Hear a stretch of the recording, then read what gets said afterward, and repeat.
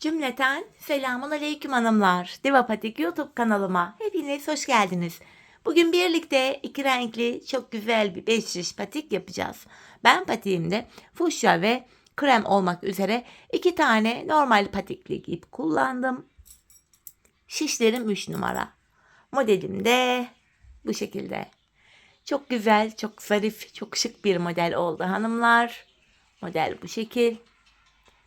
Ben bu modeli Instagram'dan arkadaşım Patik Perisi sayfasından aldım. Bu güzel model için arkadaşım Fatma'ya da buradan çok teşekkür ediyorum. Çok kolay, severek, beğenerek yaptığım bir model oldu.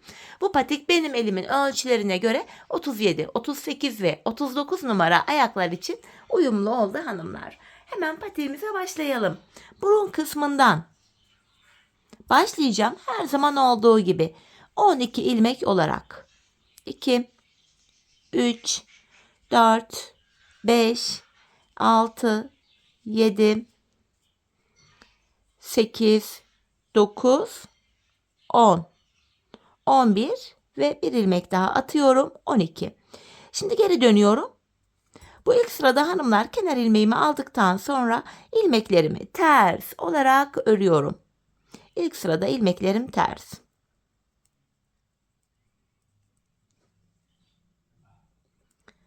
Sonuncuyu da ters ördüm. Şimdi geri dönüyorum. Ön yüzdeyim. Artık düz örgü uygulaması yapacağım. 5 de geçeceğim. Kenar ilmeğimi aldım. Şu ikinci ilmeğim. 3, 4, 5, 6. İlk 6 ilmeğimi ördüm. Kalan 6 ilmeğimi diğer şişim ile örüyorum.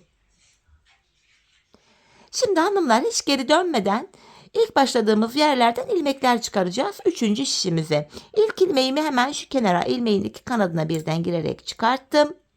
Devamında ilmek çıkartabilmek için de hemen şuralardan bakın tığımı alıyorum. Başlangıç yerlerine ilmeğin iki kanadına birden girerek ilmek çıkartıyorum hanımlar. Bakın 3 ilmeğim oldu. Şu 4. ilmeğim, 5 ve bir ilmek daha çıkarttım 6. Şimdi bir 6 ilmek daha çıkaracağım. Onu da 4. şişime takacağım. Şu 1. ilmeğim, şu 2. ilmeğim, 3, 4, 5 ve hemen şu kenara girerek bir ilmek de buradan çıkarttım 6. 4 şişte de 6 ilmeğim var. 5. şişimi aldım. Bir sıra ilmeklerimi düz öreceğim. 5 şiş patikte bir sıra dediğimiz olay şudur. 4 şişimizdeki ilmeklerimizi de örüp tamamlayınca bir sıra örmüş oluyoruz. İlk şişimi ördüm. 2. şişime geldim. Yine buradaki ilmeklerimi de düz öreceğim.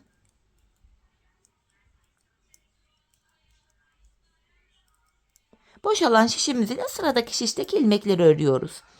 3. şişimdeyim. Buradakileri de düz örüyorum. Aynı yöne örülüyor hanımlar 5 şiş patik. Dolana dolana gidiyor. 4. ve sonuncu şişimdeyim. Buradaki ilmeklerimi de yine örüyorum. Böylece bir sıra örüp tamamladık hanımlar. Bir sıra ördük. Şimdi tekrar ilk şişimdeyim. Artırma zamanı. Artırma işlemini bakın şöyle patik burnuna baktığımızda sağ ve sol kenardan yapıyoruz. Ortalardan artırma yapmıyoruz. İlk şişimdeyim. Kenarım hemen başta. İlk 2 ilmeğimi örüyorum. 1, 2. Ardından 2. ilmeğimin altındaki hemen şu ilmeğin kenarına girdim ve buradan aldığım ilmeğimi de örüyorum. Kalan 4 ilmeğim düz örülüyor. Böylece ilk şişimde 7 ilmeğim oldu. İkinci şişime geldim. Kenar bakın şöyle sol tarafta. Son 2 ilmek kalana kadar örüyorum. Sondan 2. ilmeğimin altındaki şu ilmeğin kenarına girdim ve buradan aldığım ilmeğimi de düz ördüm. Kalan 2 ilmeğim de düz örülüyor. 3. şişime geldim. Kenarımız hemen başta. İlk 2 ilmeğimi örüyorum. Ardından 2. ilmeğimin altındaki şu ilmeğin kenarına giriyorum ve bunu da düz ördüm. Kalan 4 ilmeğim düz örülüyor. Böylece ilk 3 şişimde 8'er ilmeğim oldu. 4. ve sonuncu şişimdeyim. Kenar solda. Son 2 ilmek kalana kadar örüyorum.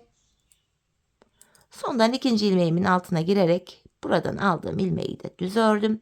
Kalan 2 ilmeğimi de örüyorum. 4 şişimde de 7'şer ilmeğim oldu. Bir sıra artırma yaptık hanımlar. Şimdi bir sıra 4 şişimdeki ilmeklerimi de düz olarak öreceğim. Bir 5 şiş patik burnunda bir sıra artırma yaparken bir sıra artırma yapmıyoruz. Sebebi şu: her sıra artırma yaparsak şayet patik burnu bir anda açılma yapar ve hoş bir görüntü olmaz. İkinci şişimdeki ilmeklerimi de ördüm. Üçüncü şişime geldim. 3 ve 4. şişimdeki ilmeklerimi de yine düz olarak öreceğim. 4. şişime geldim. Burada da yine ilmeklerimi düz örüyorum. Bir sıra düz örmüş olduk. 4 şişimizi de ördük hanımlar. Tekrar ilk şişime geldim. Artırmalarımı yapacağım. İlk şişimdeyim. Kenarım hemen başta. 2 ilmek örüyorum. 1, 2. Ardından ikinci ilmeğin altındaki hemen şu ilmeğin kenarına girdim ve buradan aldığım ilmeğimi düz ördüm. Kalan 5 ilmeğim düz örülüyor. Birinci şişimde 8 ilmeğim oldu.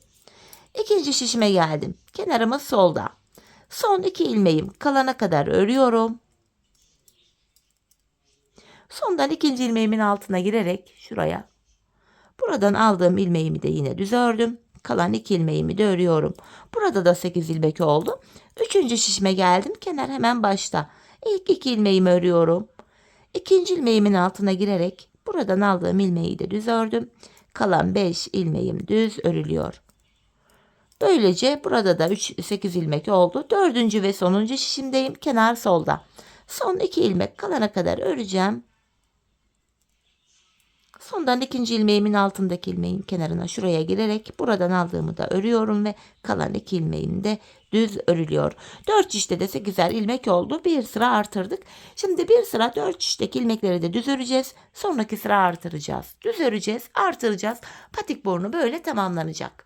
Hanımlar, ben bu modelimde her bir şişimde 14'er ilmeğim olana kadar artırmamı yaptım. Ardından modelime başladım.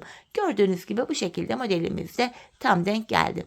Şimdi hep birlikte artırmalarımızı yapalım. Ardından buluşalım. Birlikte modelimizi kuralım.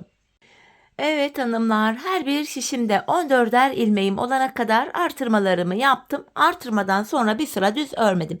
Hemen modele geçeceğiz. Öncelikle şu uç bölümünü yapacağız 2 sıra boyunca. Ardından da bu baklava dilimi şeklindeki ana modelimize de geçeceğiz. Öncelikle hanımlar, bu sırada ilk şişimdeyim. Artık artırma yapmıyorum. İlk 5 ilmeği fuşya ipim ile ördüm. Bu şekilde. 5 ilmek fuşya. Hemen yanına kremimi ekliyorum. Bir tane krem örüyorum. 1 ilmek krem. Krem ipimin ucunu hemen fuşyaya düğümleyeceğim. Modelde ilk sırayı yapıyoruz. Şimdi bir tane krem ördük. Bu ilk sıramızda 7 fuşya bir krem olacak şekilde ilmekleri öreceğiz. 3, hatta krem ip arkada uzun kalmasın diye şöyle fuşyanın üstünden yaklaştırarak getiriyorum. 4. ilmeğim 5, 6, 7 fuşya ördüm. 1 ilmek krem. Tekrar ikinci şişimden devam ediyorum. 7 ilmek fuşya öreceğim. 1, 2, 3. Şöyle kremi yaklaştırdım. 4, 5, 6, 7 fuşya ördüm. 1 krem. Tekrar 7 fuşya. 3 oldu. Yine kremi şöyle yaklaştırıyorum. Atlatarak getirdim. 4, 5, 6. Üçüncü şişimden devam edeceğim. 7. 7 fuşya ördüm. 1 krem. Tekrardan 7 ilmek fuşya. 3, 4, 5, 6, 7. Bir tane krem. Yine 7 fuşya. 3. Yine kremi atlatarak yaklaştırdım. 4. Devam ediyorum. 4. şişimden. Şu 5. fuşya ilmeğim. 6, 7. Bir tane krem örüyorum. Yine 7 ilmek fuşya öreceğim. 2, 3, 4. Yine şöyle kremi atlatarak yaklaştırdım. 5, 6, 7. Bir tane krem. Ve kalan son 2 ilmeğim fuşya. İlk sırayı yaptık. Şimdi uç kısmındaki ikinci sıramızı yapacağız. Yine kremi şöyle atlatarak yaklaştırdım. Bu sıramızda da hanımlar ilk 4 ilmeğimi fuşya ile örüyorum. 1, 2, 3, 4. Şimdi buraya 3 tane krem öreceğim. Şöyle kremimi alıyorum. 3 ilmek krem. 1, 2, 3. Bu defa hanımlar 5 fuşya 3 krem olacak şekilde ilmeklerimizi öreceğiz. 5 ilmek fuşya örüyorum. Kremimi aldım. 3 tane krem. 1, 2. İkinci şişten devam ediyorum. Şu da 3. krem ilmeğim. Tekrar fuşyamı aldım. 5 ilmek fuşya. 1, 2, 3, 4, 5. 3 tane krem. 5 tane fuşya örüyorum. 3. şişime geçtim. 3 tane krem. Tekrardan fuşyamı aldım. 5 ilmek fuşya öreceğim. 3, 4, 5. Kremimi aldım. 3 ilmek krem. Yine 5 tane fuşya. 1, 2, 3. 4. şişime geçtim. Sonuncu şişim. 4, 5 fuşyamı ördüm. 3 tane krem. 1, 2, 3. Yine 5 ilmek fuşya örüyorum. 3 tane krem. Ve kalan son bir ilmeğim fuşya. Bu ilk 2 sırayı tamamladık hanımlar. Şimdi hemen şu baklava dilimi modeline de bu aşamada geçiş yapacağız. Şimdi tekrar ilk şişimdeyim. Burada ilk 2 ilmeğimi fuşya ipimle öreceğim hanımlar. 2 ilmek fuşya öreceğim. Şöyle 1, 2. Ardından krem ipimi alıyorum. 3 krem. Pardon, 2 fuşya ördüm. Yanında bir krem. Hemen düzeltiyorum. Burada ilk 2 değil, ilk 3 ilmeğimizi fuşya ile örüyoruz. Bakın ilk 3 ilmeğim fuşya. Ardından 2 krem, 1 fuşya, 2 krem. Bakın buralara, artık aralara bu baklava dilimi desenini kuruyoruz. Ardından şu aralarda 3 tane fuşya ilmeğimiz oluyor. 1, 2, 3. Tekrardan diğer modelimi yapıyorum. 2 krem, 1 fuşya. İkinci şişimden devam edeceğim. 2 tane krem.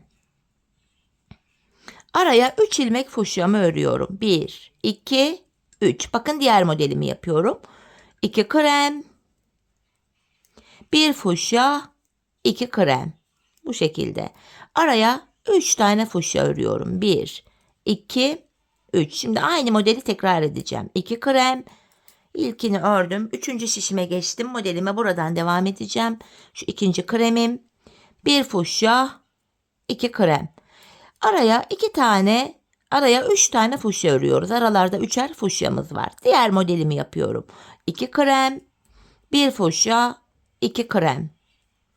Aralarda 3'er tane fuşyamız var. 1, 2, 4. şişime geçtim. 3. fuşya ilmeğimi ördüm. Devam ediyorum, yine diğer modelimi yapıyorum. 2 krem, 1 fuşya, 2 krem. Arada yine 3 tane fuşyam var. Diğer modelimi yapacağım. 2 krem, 1 fuşya, 2 krem. Modelimizi yaptım hanımlar. Şimdi tekrar ön yüzdeyiz. Bakın şu arada yaptığımız modeli bu şekilde hanımlar ikinci sırasını yapacağız. Bakın şu baklava diliminin ikinci sırası. Buralardaki zikzak şeklindeki tümsek bölümlerde yavaş yavaş kapanacak artık. Bu bölümde ilk 2 ilmeğimi fuşya ile örüyorum. 2 tane fuşya. Hemen yanına 3 krem, 1 fuşya. 3 krem, 1 fuşya. 3 ilmek krem, 1 fuşya. Bu modelimizde hanımlar 3 krem 1 fuşya olacak şekilde devam edecek. İkinci şişime geçtim. Yine devam ediyorum. Bakın 3 tane krem, 1 tane fuşya. 3 ilmek krem, 1 ilmek fuşya. Bu şekilde 4 şişimizi de örüyorum.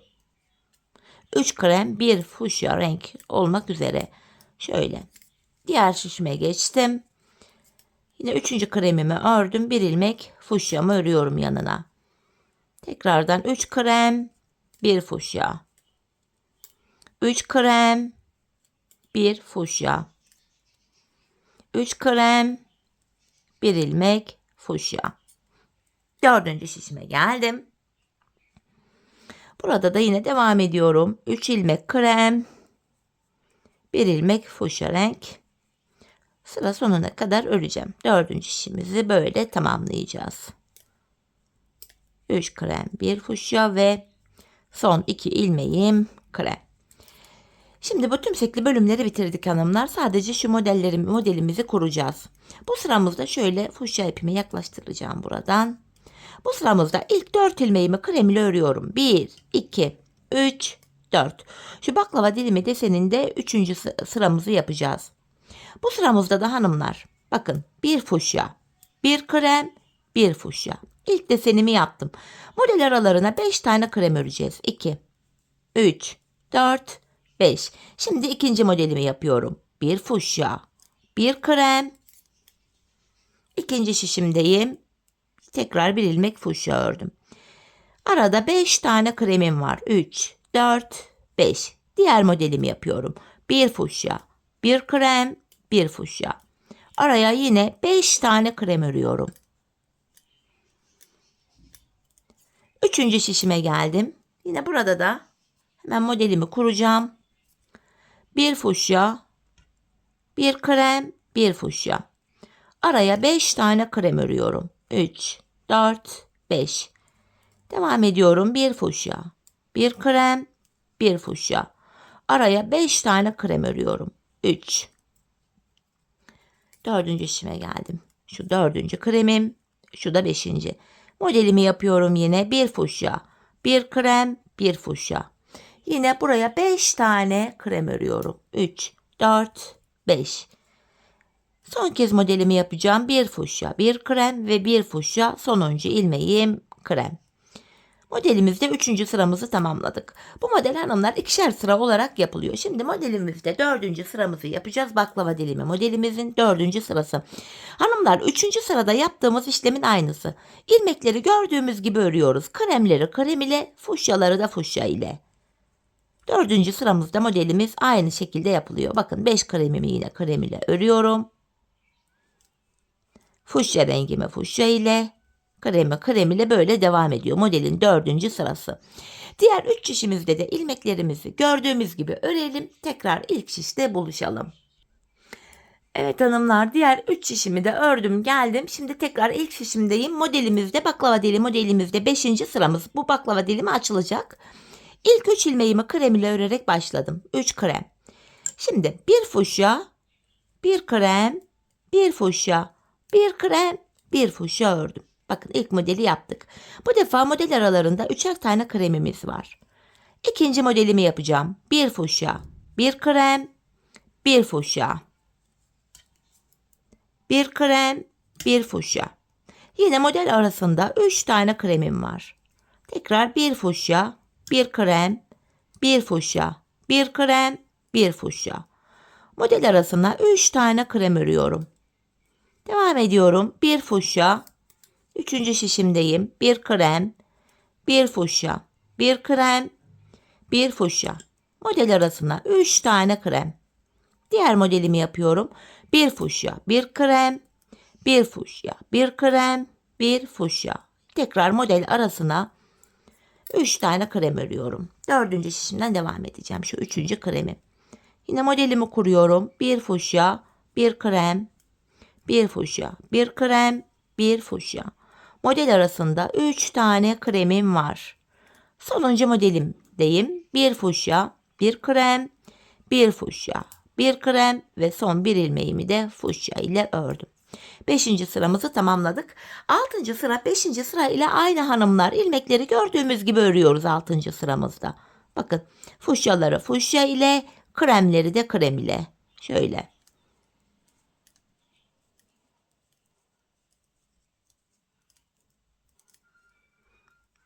Bu şekilde.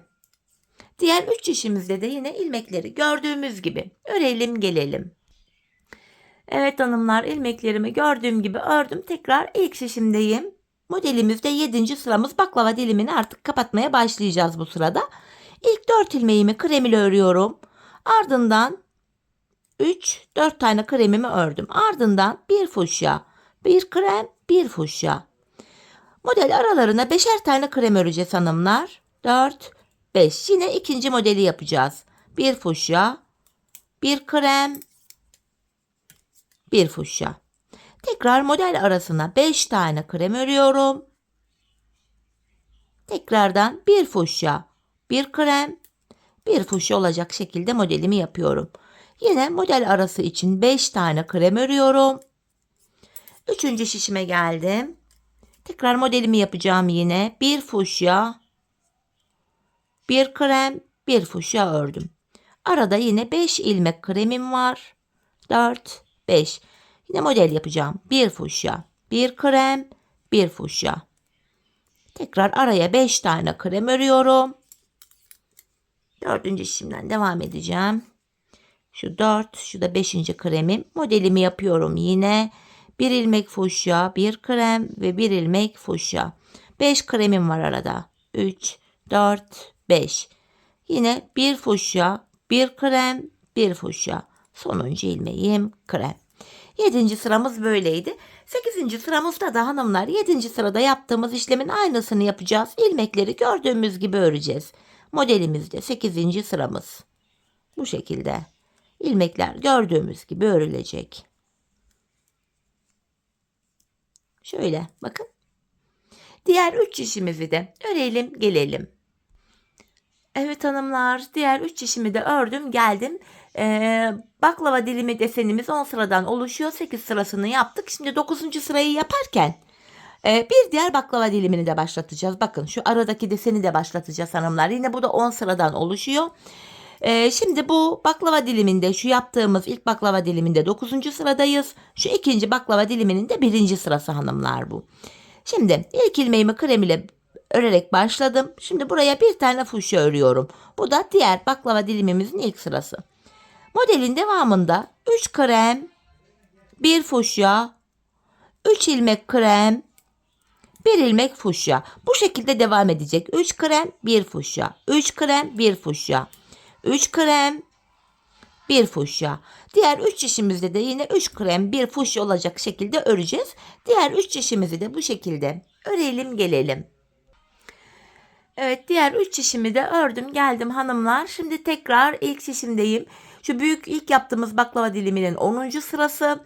Diğer şu ikinci baklava dilimimizin de 2. sırası oluyor bu. Artık bu baklava dilimi ilk yaptığımız bu sırada son buluyor. Yine bu sırada ilmekleri gördüğümüz gibi öreceğiz. Kremleri krem ile, fuşyaları da fuşya ile. Bu şekilde aynı işlemi tekrar ediyoruz hanımlar. 3 krem, 1 fuşya olacak şekilde hepsini bu şekilde örüyoruz. Diğer 3 şişimizi de örelim gelelim. Evet, diğer 3 şişimi de ördüm geldim. Artık şu ilk baklava dilimi bitti. Şu ikincilerle devam edeceğiz hanımlar. Burada fuşya ipimi alıyorum. Bu baklava diliminde 3. sıradayız. Buraya 3 fuşya örerek başladım. Model aralarında 5'er tane kremim var. 1, 2, 3, 4, 5.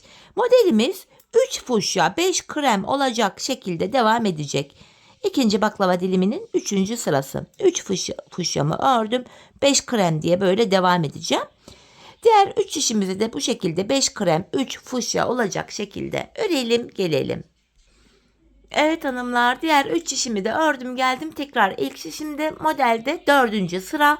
Bu sıramızda da hanımlar yine ilmekleri gördüğümüz gibi örüyoruz. Bakın 3 fuşyamı fuşya ile örüyorum. Burada 5 kremim var. 5 kremimi krem ile örüyorum. Bu şekilde. 3 ilmek fuşya örüyorum. 1, 2, 3. 5 ilmek krem diye böyle devam edeceğiz. Şöyle. Diğer 3 şişimizi de örelim gelelim. Evet hanımlar, ilmeklerimi ördüm.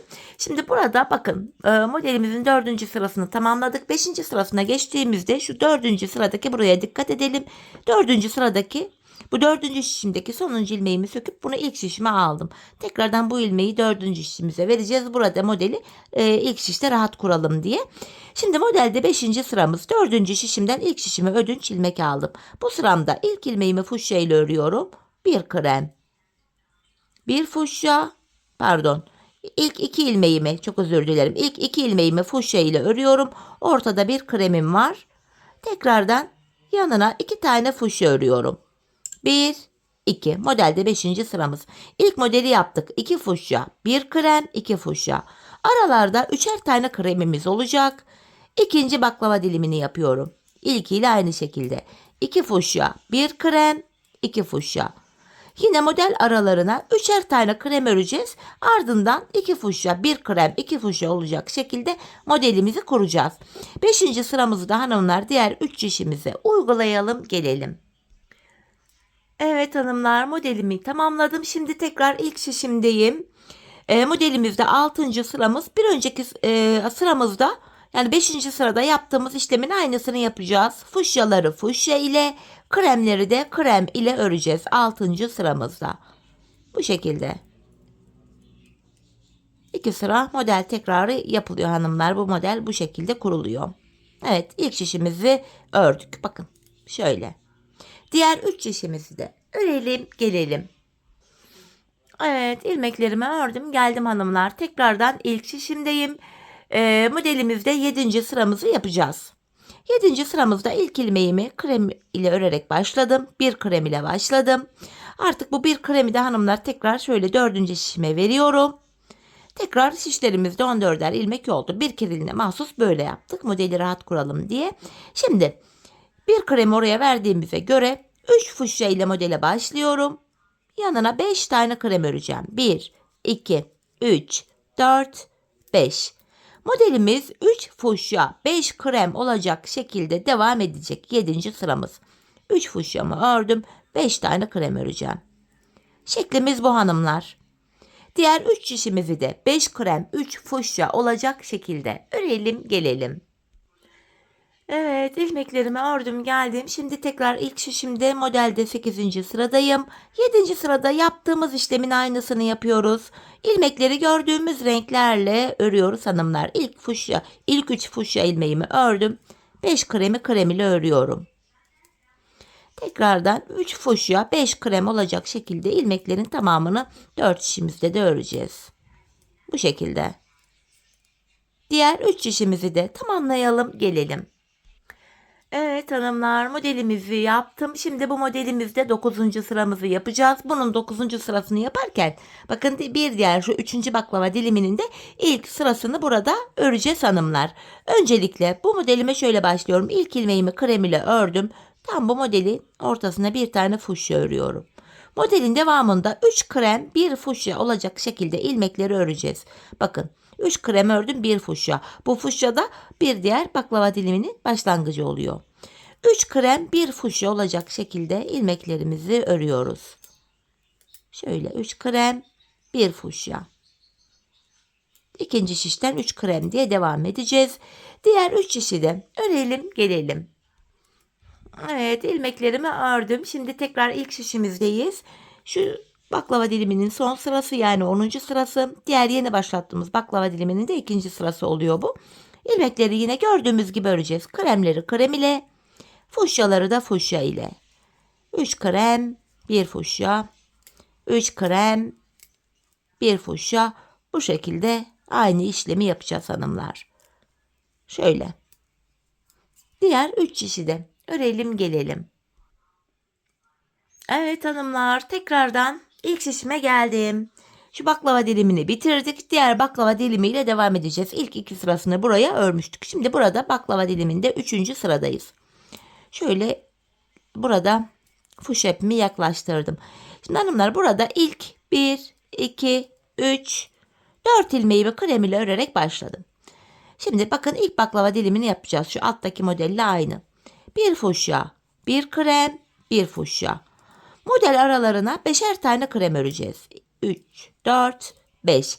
Tekrardan diğer modeli yapacağız. 1 fuşya, 1 krem, 1 fuşya diye öreceğiz. Tekrar model arasına 5 krem yapacağız. 3. sıramız böyle tamamlanacak. Diğer 3 şişimizi de bu şekilde örelim, gelelim. Evet hanımlar, tekrardan ilk şişimdeyim. Modelde 4. sırayı yapacağız baklava diliminde. Bu sırada yine ilmekleri gördüğümüz gibi öreceğiz. Kremleri krem ile, fuşyaları da fuşya ile. 1 fuşya, 1 krem, 1 fuşya. Yine aradaki 5 kremimi krem ipim ile örüyorum. Tekrardan bir diğer modelimi yapacağım. 1 fuşya, 1 krem. İkinci şişten bu 1 fuşya diye öreceğim şöyle. Diğer 3 şişimizi de aynı şekilde örelim, gelelim. Evet hanımlar, yeniden ilk şişimdeyim. Baklava diliminde 5. sırayı yapacağız. Baklava dilim açılacak. Bu sıramıza 3 krem örerek başlıyoruz. Fuşya ipimi aldım. Bir fuşya, bir krem, bir fuşya, bir krem, bir fuşya. Bakın baklava dilimini açtık yine. Bu defa baklava dilimi aralarına 3'er tane krem öreceğiz. Sonra aynı şekilde şu ilk baklava dilimi gibi diğerlerini yapacağız. Bir fuşya, bir krem, bir fuşya, ikinci şişten bir krem ve tekrar bir fuşya diye öreceğiz. Araya 3 krem. Baklava dilimimizin 5. sırasını da yine diğer 3 şişe örüp gerelim. Evet hanımlar, ilmeklerimi ördüm geldim. Tekrar ilk şişimdeyim. Modelde 6. sıramız. İlmekleri gördüğümüz gibi örüyoruz. Kremleri krem ile, renkli ilmekleri de renkli ipimiz ile. 6. sıramızı bu şekilde yapıyoruz. Yine fuşya kremleri de krem ile örüyoruz. Diğer 3 şişi de örelim gelelim. Evet hanımlar, 6. sıramızı tamamladım. Şimdi tekrar ilk şişimdeyim. 7. sıramız, baklava dilimimiz kapanmaya başlayacak artık. İlk 4 ilmeğimi krem örüyorum. Ardından bakın ilk modelimi yapacağım. Bir fuşya, bir krem, bir fuşya. Model aralarında hanımlar 5'er tane kremimiz var artık. 5 krem. 4, 5. Her 5 kremde bir fuşya, bir krem, bir fuşya öreceğiz. İlk modelde olduğu gibi. Diğer 3 işimize de modelimizi yapıp gelelim. Evet hanımlar, ilmeklerimi ördüm. Tekrar ilk şişimdeyim. Modelde 8. sıramız. İlmekleri gördüğümüz gibi öreceğiz. Krem ilmekleri krem ipimiz ile, fuşya ilmeklerimizi de fuşya ipimiz ile. 8. sıramızda bu şekilde. İlk şişimizi ördük. Diğer 3 şişimizi de örelim gelelim. Evet hanımlar, ilmeklerimi ördüm. Şimdi modelde 9. sıramızı yapacağız. Aynı zamanda şu aralara da bakın, şurada zikzaklı böyle tümsek modelimiz var. Bunun da uçlarını oluşturacağız. Yeni bir baklava dilim modeli kurmayacağız artık. Şimdi baklava diliminde 9. sıradayız. Bu sıramda hanımlar ilk 2 ilmeğimi fuşya ile örerek başladım. Krem ipimi alıyorum. Modelin devamında 3 krem, 1 fuşya, 3 ilmek krem, 1 fuşya, 3 krem, 1 fuşya. Bu şekilde ilmekleri öreceğiz. 3 krem, 1 fuşya olacak şekilde. Hanımlar, diğer 3 şişimizdeki ilmeklerimizi de aynı şekilde örelim gelelim. Evet hanımlar, ilmeklerimi ördüm geldim. Şimdi tekrar ilk şişimdeyim. Baklava dilimimizin 10. ve sonuncu sırasını oluşturacağız. Öncelikle buraya 3 fuşya örerek başladım. Şimdi 2 krem, 1 fuşya, 2 krem, ortaya 3 tane fuşya öreceğim. 1, 2, 3. Bu sırada hep birlikte devam edelim. Yine 2 krem örüyorum. 1 fuşya. İkinci şişten devam edeceğim. Tekrardan 2 tane krem örüyorum. 3 tane fuşya. 1, 2, 3. Devam ediyorum. 2 krem, 1 fuşya, 2 krem, 3 ilmek fuşya. Devam ediyorum. 2 krem, 3. şişimdeyim. İkinci kremimi buradan ördüm. 1 fuşya, tekrardan 2 ilmek krem, 3 tane fuşya örüyorum. 2 krem, 1 fuşya, 2 krem, 3 tane fuşya. 1, 2, 4. şişimdeyim. Şu 3. fuşya ilmeğim. Devam ediyorum yine. 2 krem, 1 fuşya, 2 krem, 3 tane fuşya. 1, 2, 3. Tekrar kremimi aldım. 2 krem, 1 fuşya, 2 krem. 4 şişimizi de ördük. Tekrar ilk şişimdeyim hanımlar. Bu sıramızda fuşya ipimle başlayacağım yine. İlk 4 ilmeğimi fuşya ile örüyorum. 1, 2, 3, 4 fuşya ile başladık. Modelin devamında 3 tane krem öreceğim. 4 fuşya ile başladık, 3 krem. Artık 5 fuşya 3 krem olacak şekilde devam edeceğiz. Bakın 5 fuşya ördüm. Yanına 3 krem öreceğim. 2. İkinci şişimden devam ediyorum. Şu 3. kremim. Tekrardan 5 tane fuşya öreceğim. 2, 3, 4, 5. 3 tane krem. 5 fuşya 3 krem olacak şekilde ilmeklerimizi öreceğiz hanımlar. Bakın 5 fuşya ördüm. 3. şişimden 3 krem diye devam edeceğim. Diğer 3 ve 4. şişimizi de aynı şekilde örelim gelelim. Evet, ilmeklerimi ördüm hanımlar. 4. şişimde en son 3 krem ördüm. Sonuncu ilmeğimi fuşya ördüm. Tekrar ilk şişimdeyim hanımlar. Burada modelde sonuncu sıramız oluyor. Bu sıramızda da ilk 5 ilmeğimi fuşya ile öreceğim. 4, 5. Ortaya bir krem. Modelin devamı 7 fuşya 1 krem olacak şekilde devam edecek. Bakın 3 fuşya ördükten sonra krem ip arkada uzun uzadıya kalmasın diye yine fuşyanın üstünden atlatıp yaklaştırdım. 7 ilmek fuşya örüyoruz. 1 krem. 7 fuşya 1 krem diye devam ediyor. Diğer 3 işimizi de 7 fuşya 1 krem olacak şekilde örelim gelelim. Evet hanımlar, ilmeklerimin hepsini ördüm geldim, artık bu desenli bölümü tamamladık. Şimdi artık tamamen renkli ipimi kullanacağım. Fuşya ipimi artık kullanmayacağım hanımlar burada. İlmeklerin tamamını fuşya ipim ile düz öreceğim. Artık krem ipi de kesip ucunu arkaya düğümleyebiliriz. Çünkü modelin devamında renkli ipimizi kullanacağız. Bu şekilde ilk şişimdeki ilmeklerimi ördüm. Şöyle. Şimdi hanımlar 4 şişimizdeki ilmekleri de 2 sıra boyunca, yani 4 şişimizi bir kere öreceğiz. Fuşya ipimizle bir daha öreceğiz. 2 sıra olacak. 2 sıra örelim, ardından buluşalım. Evet hanımlar, 2 sıra ilmeklerimi ördüm ve geldim. Şimdi bilek ayrımı yapacağız. İlk şişimdeyim hanımlar. 14 ilmeğim vardı. Krem ipimi de kestim hanımlar, artık kullanmayacağım. Burada son bir ilmeğim kalana kadar ilmeklerimi öreceğim. Yani ilk 13 ilmeğimi öreceğim.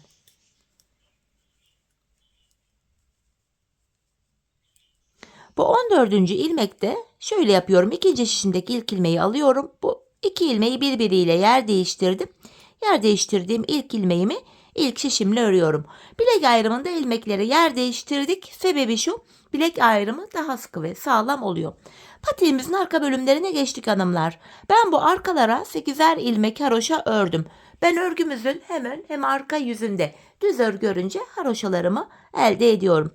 İkinci şişimdeyim. Bilek kenarındaki bu ilk 8 ilmeğim haroşa düz öreceğim. Arka yüzde de yine bu 8 ilmeği düz öreceğim. 8 haroşamı düz ördüm.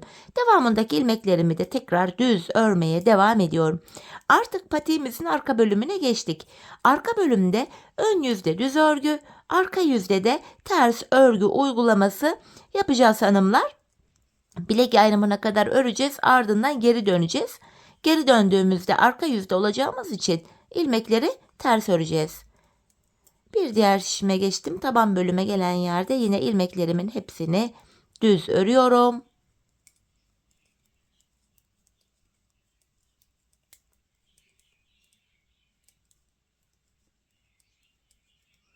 Son şişime geçtim hanımlar. 4. şişim. Burada da yine ilmekleri düz öreceğim. Bilek ayrımı yaptığımız şişimiz burası. Bakın son 8 ilmek haroşa. Bunları da yine düz örüyorum. Bu şekilde hanımlar, bilek ayrımına geldik. Bakın burada bilek ayrımı yapmıştık. Şimdi yapacağımız işlem şu: bilek ayrımına kadar örüyoruz, geri dönüyoruz. Bakın geri döndüm. Kenar ilmeğimle birlikte toplam 8 ilmek haroşamı düz örüyorum. 4, 5, 6, 7, 8. Bakın burada bir diş haroşamız oluştu. Diğer ilmeklerimi de şu an arka yüzde olduğum için ters öreceğim. Bu şekilde. Bir diğer şişime geçtim. Burada da yine ilmeklerimi ters örüyorum. Patiğimizin arka bölümünde yapacağımız işlem hepi topu bu kadar. Bilek ayrımına kadar örüyoruz, geri dönüyoruz. Örüyoruz, geri dönüyoruz. Ön yüzdeysek eğer düz örgü, arka yüzdeysek de şu anda yaptığımız gibi ters örgü uygulaması yapıyoruz hanımlar. Sadece bilek kenarlarındaki 8'er ilmek haroşamız haroşa olarak örülecek. Evet, son şişime geçtim. Bilek ayrımı yaptığımız şişimiz. Burada da yine ilmekleri ters öreceğim. Son 8 haroşa ilmeğimi düz öreceğim. Bakın son 8 ilmeğim kaldı. Haroşalarımı düz olarak örüyorum. Yanlarda birer diş haroşamız oluştu böylece. Bilek ayrımına kadar ördüm, geri dönüyorum yine. İşlem bu. Bilek ayrımına kadar örüp dönüyoruz. Kenar ilmeğimle birlikte toplam 8 ilmek haroşam yine düz örülecek. Ön yüzde olduğumuz için de diğer ilmeklerimizi yine düz örmeye devam edeceğiz. Diğer uca kadar, yani bilek ayrımına kadar öreceğiz, geri döneceğiz. Hani bu şekilde patiğin arkası tamamlanacak. Bakın şuralarda birer dişer haroşamız oluştu bile. Hanımlar, ben bu patiğimin arka bölümüne şuraya 15 sıra haroşa ördüm. Bu benim elimin ölçüsüne göre tam oldu. Sizler bu aşamada patiğinizi örerken ayağınıza giyin, ölçün. Topuğunuzun şu kenarına gelene kadar, şuraya gelene kadar patiğinizin arkasını örmeniz gerekiyor. Bu şekilde ölçü alarak yaparsanız patik ayağınıza tam olur. Şimdi hep birlikte ölçülerimize göre patiğimizin arkasını örelim, ardından buluşalım. Evet hanımlar, patiğimin arkasını ördüm ve geldim. Burada 15 sıra haroşam var. Bilek ayrımından sonra bakın şu bölüm genişlediği için 4 şişteki ilmeklerimin hepsi şöyle dümdüz duruyor. Tek şişte toplanacak duruma geldi. Ben de bu bölümde topuk kesiminde bana kolaylık sağlasın diye ön yüzden baktığımızda sol tarafa 24 ilmek ayırdım. Kalan ilmekleri de sağ şişime taktım. Şimdi topuğumuzu örmeye başlayacağız. Bu topuk bölümünde kenardaki 8 ilmek haroşamızı yine haroşa olarak öreceğiz hanımlar. 8 haroşamı ördüm. Şimdi ön yüzdeyim. İlmeklerimi düz olarak ve sayarak örmeye devam edeceğim. 8 haroşamı örmüştüm. 9, 10, 11, 12, 13, 14, 15, 16, 17, 18, 19, 20, 21, 22, 23 ilmek ördüm. 24. ilmekte öndeki ikisini kesiyorum. Zaten buraya da 24 ilmek ayırmıştık. Burada da 24. ilmekte kesim yaptık. Topuğumuz için ortaya baktığımızda 7 ilmek kaldı. Bu 7 ilmek her sırada birer birer kesilecek, eksilecek, bitecek ve böylece topuğumuz oluşacak. Şimdi yapacağımız işlem şu. Kesimden sonra geri dönüyorum. Arka yüzdeyim. İlk ilmeğimi örmeden aldım. Arka yüzde olduğum için ilmeklerimi ters olarak örüyorum hanımlar. Sadece kenardaki son 8 haroşa ilmeğimi düz öreceğim. Bu şekilde bakın son 8 ilmeğim kaldı. Haroşalarımı düz olarak örüyorum. Evet, tekrar geri döndüm. Ön yüzdeyim. Bir önceki sırada yaptığımız işlemin aynısını yapacağız. Yani ilk 23 ilmeği öreceğiz.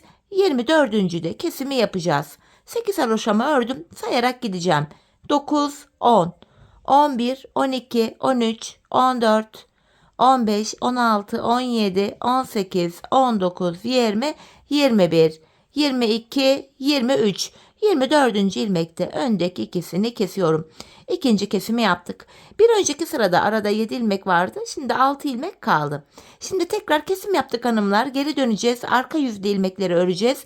Ön yüzde tekrar 23 örüp 24'te kesimi yapacağız.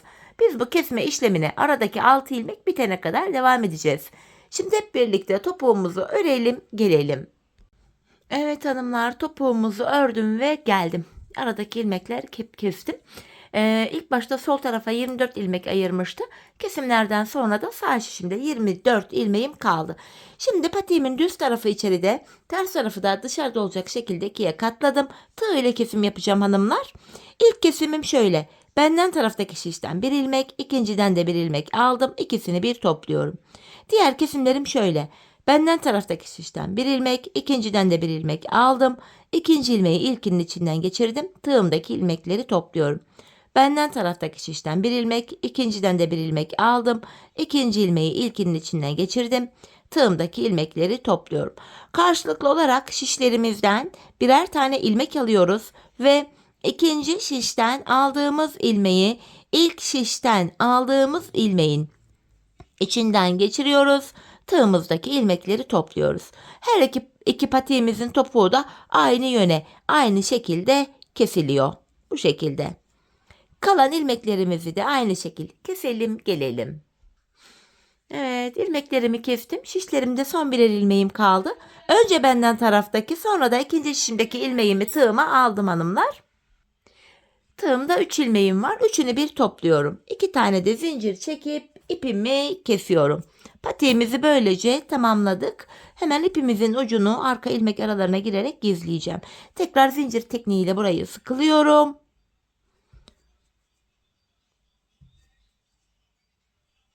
Evet. Şimdi baktığımızda hanımlar bakın. Topuğumuz şöyle. Ayağı giydikten sonra zaten şöyle duruyor. İzi bile belli değil. Patiğimiz bu şekilde. Çok güzel, çok şık, çok hoş bir model oldu. Evet hanımlar. Hemen makine yamada giydireceğim. Birlikte modelimize bakalım. Ayaktaki duruşuna. Ben çok beğenerek, çok severek yaptım. Umarım sizler de benimle birlikte beğenerek, severek yaparsınız. Yapacak olanlara da şimdiden kolay gelsin diyorum. İşte hanımlar, patiğimiz bu şekilde duruşu. Bakın kenarları, tabanımız, topuğumuz, model bu. Evet, yine birlikte güzel bir modelin daha sonuna geldik. Umarım sizlere faydalı, hoş bir video olmuştur. Yeni modellerde, yeni videolarda buluşmak dileğiyle. Şimdilik hoşça kalın, sağlıcakla kalın.